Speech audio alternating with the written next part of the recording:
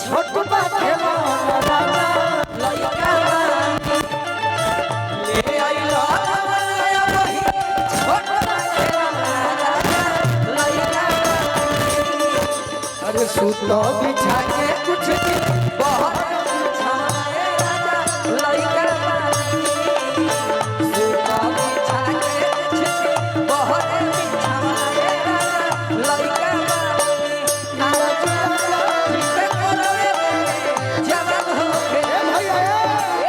हमारा फेवरेट है यही में हमारा सब भाई खाती कौन कहे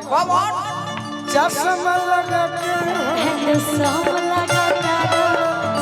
साउथ वाला हीरो से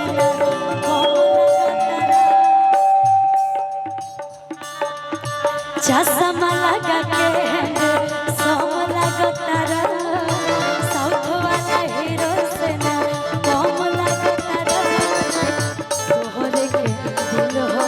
देह बे करे जा तू तो बोला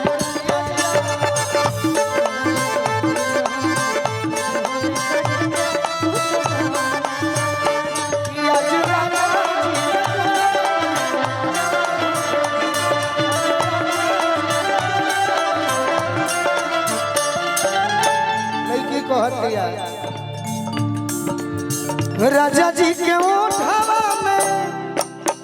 ओठ जो बसती